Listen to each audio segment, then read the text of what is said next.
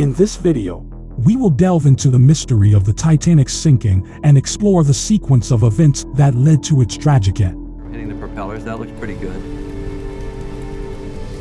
Okay, so now we're watching in accelerated time. We see the first 5 compartments flood. They equalize pretty quickly. Through extensive research and analysis, we will uncover the truth behind this unforgettable disaster.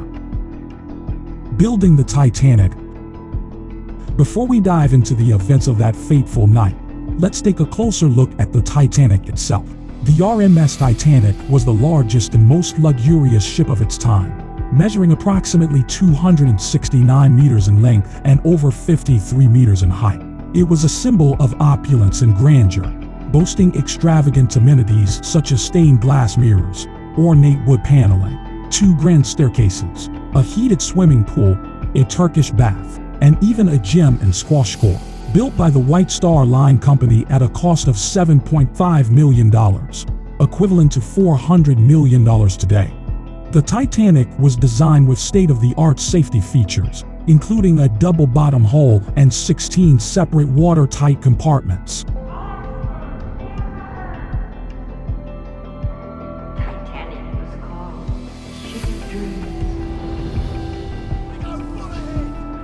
These features led many to believe that the ship was unsinkable, setting the stage for a tragic misconception. Ice warnings ignored. On April 10, 1912, the Titanic set sail from Southampton, England, on its maiden voyage to New York.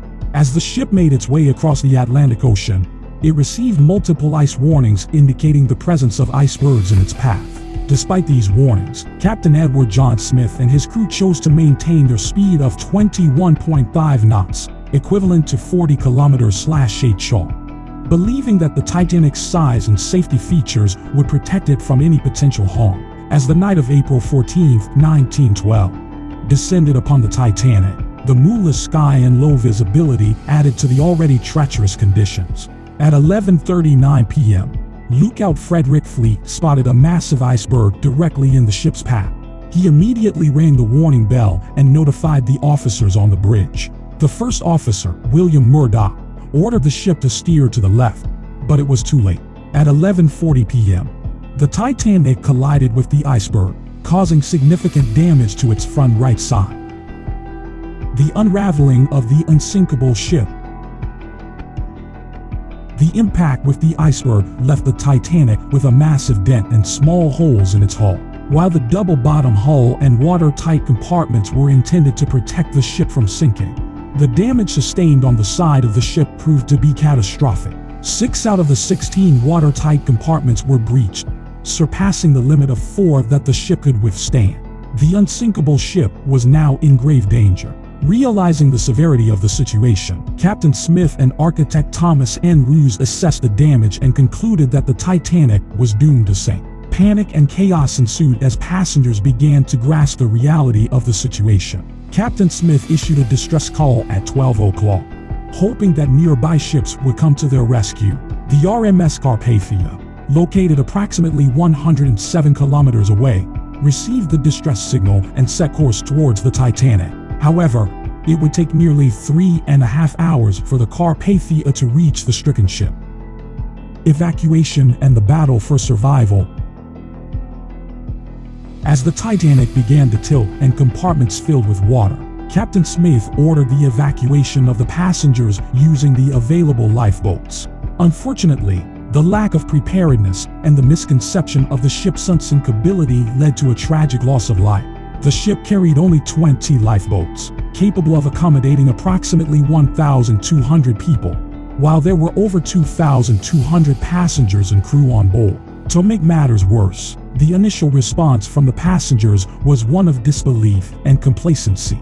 Many believed that the ship was unsinkable and saw no urgency in boarding the lifeboats.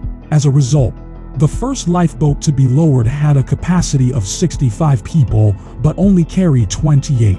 It wasn't until the severity of the situation became undeniable that panic set in, leading to desperate attempts to secure a place on the lifeboats.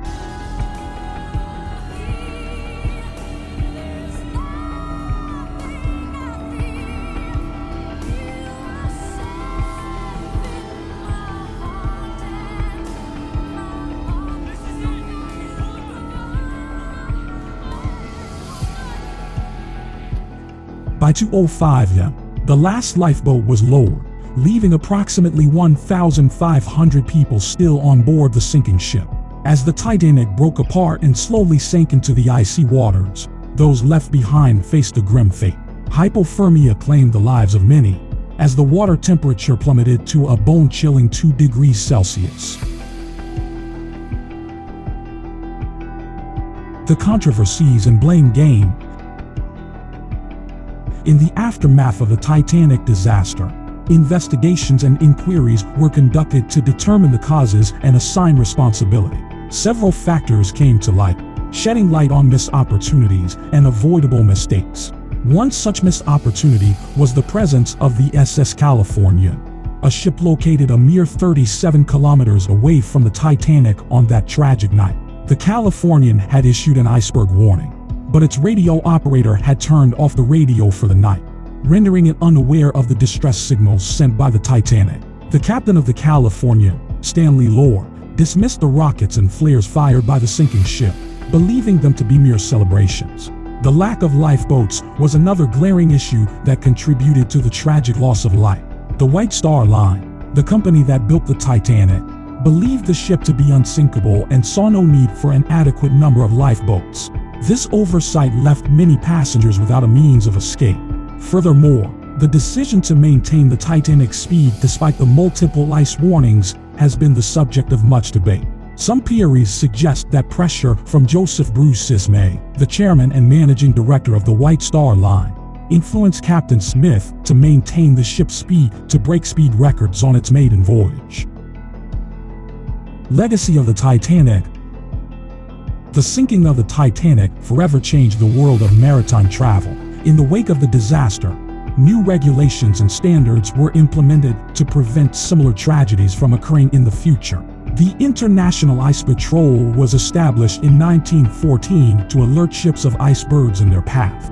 The International Convention for the Safety of Life at Sea, SOLAS, was also signed, setting new standards for ship safety, including the requirement for an adequate number of lifeboats to accommodate all passengers.